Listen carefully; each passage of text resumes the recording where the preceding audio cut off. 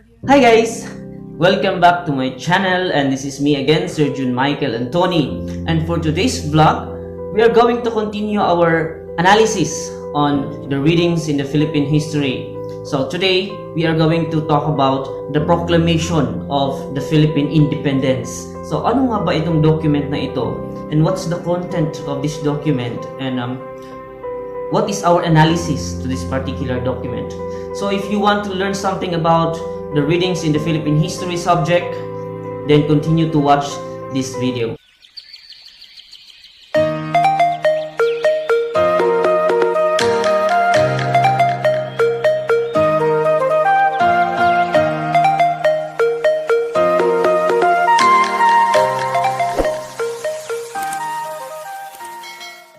This document is very significant in our studies of the Philippine history. Why is it significant? Number one is that this document reveals the reasons behind the Philippine Revolution against the Spain. It reveals how the Spaniards treated the early Filipinos. Second, this document reveals the War of Independence, of course. And number three is that this document reveals something about what kind of government did Aguinaldo establish during the time that we gained our independence from the hands of the Spaniards. And of course, this document reveals something about the explanations of the colors of our Philippine flag. So, are you excited now to know? Keep watching this video. Ngayon, bakit nga ba nagkaroon ng revolution against Spain? Diba? So, knowing the fact that the Spaniards holds the Philippines for over 300 years, in fact, to be exact, 333 years. So, imagine how many years. But there was a revolution. So, what were the reasons of these revolutions? So, as mentioned in the document, one of the very reasons is the abuses done by the civil guards. Yun, pinapatay kasi ng mga Spanish civil guards yung mga Filipinos without just reasons. No? Especially the prisoners. No? The prisoners before, during the Spanish time, walang halaga yung buhay nila. If they would attempt to escape, they will be automatically shot. They will be killed by the civil guards without any reasons. So, parang tinatrato tayong mga hayop ng mga Spanish during the time. So isa ito sa mga dahilan.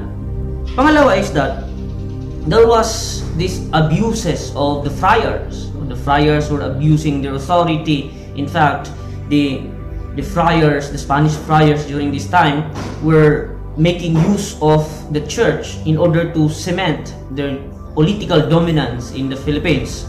So the friars were using their authority to subjugate the Filipinos. In other words, this document speaks something about the inequalities and injustices experienced by the early Filipinos during the time of Spanish occupation. So, napakahirap ng buhay.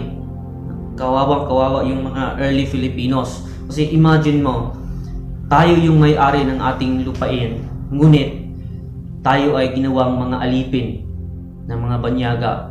So, these are injustices, and these injustices were one of the major reasons why there was a revolution.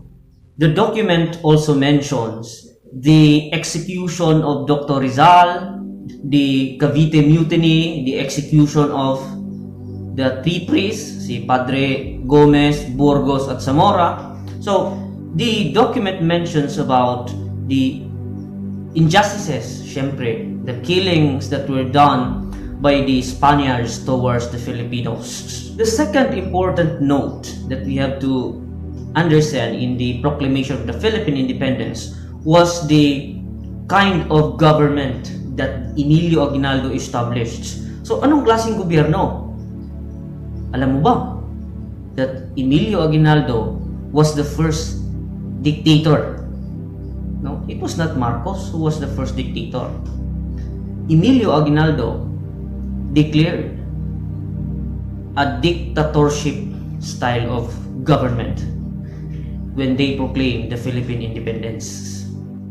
So it is stated in the town of Cavite Viejo in the province of Cavite on the 12th day of June 1898, before me, Don Ambrosio Rianzares Bautista, Auditor of War and Special Commissioner appointed to proclaim and solemnize this act by the dictatorial government of these Philippine Islands for the purposes and by virtue of the circular address by the eminent dictator of the same, Don Emilio Aguinaldo E. Fami.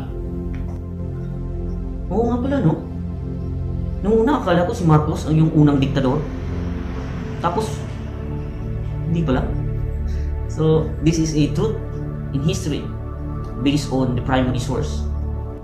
Now, another truth that we can learn from this document was the explanation of the colors of the Philippine flag. Diba? We often associate the colors red and blue to courage and peace. Diba? But, alam mo ba kapatid, na iba pala yung totoong meaning ng colors ng flag natin. Tingnan natin.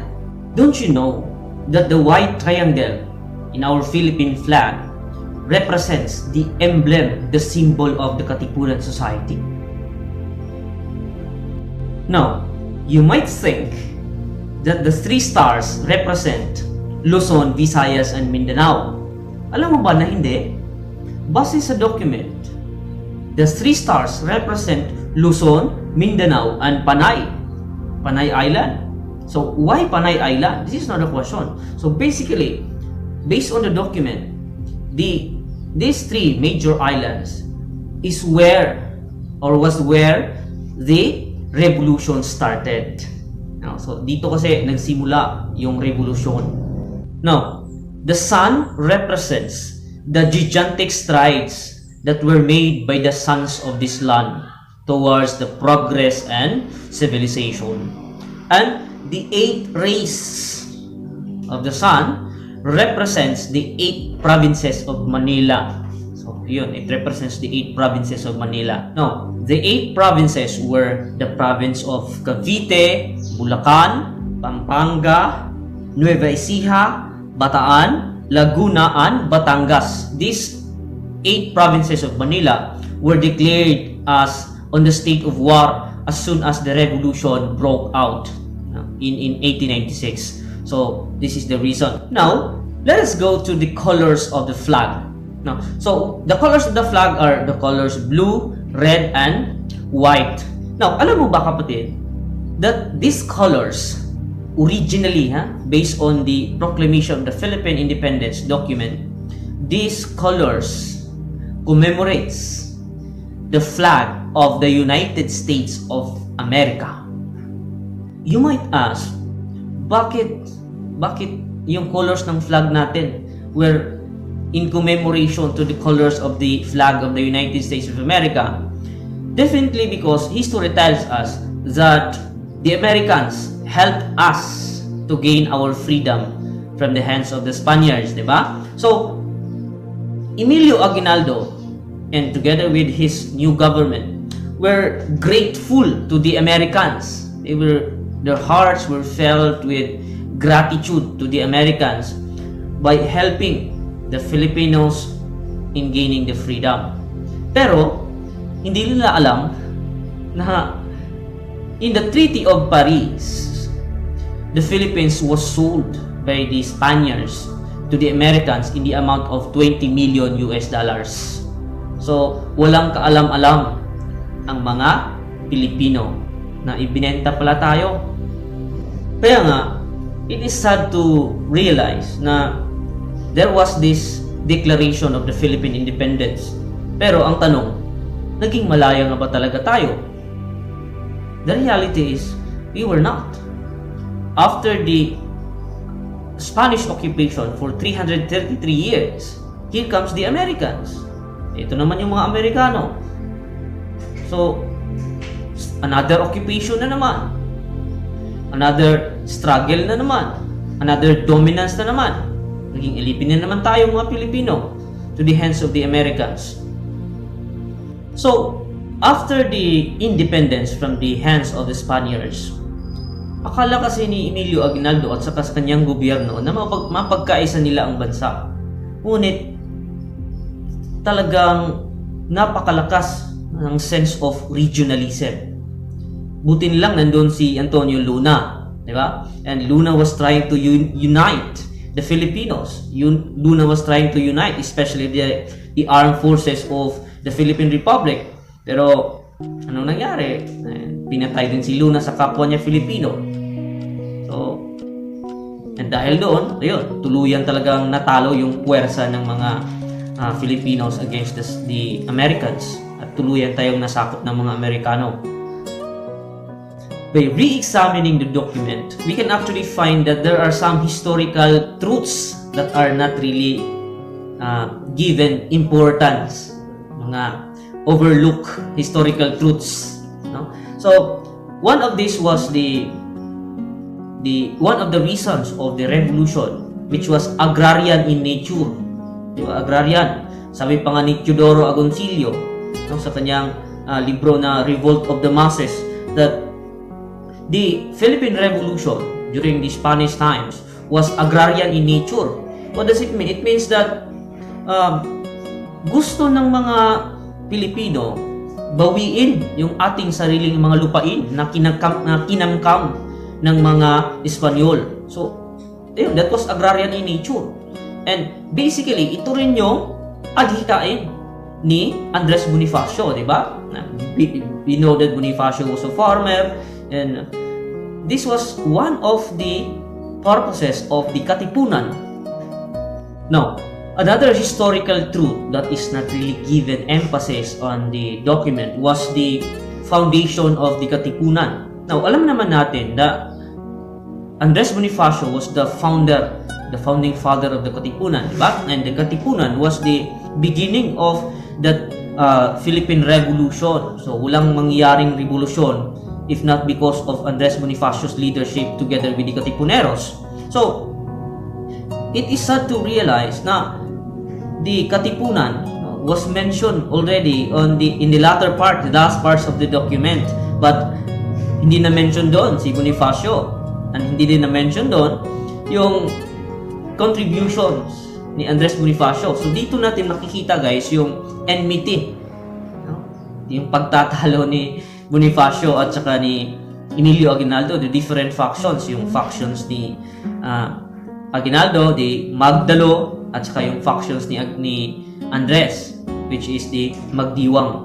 So, masasabi kaya natin na indeed, history is the history of the victors, the history of the politics, the history of those who were in power. Pwede kaya natin yung sabihin?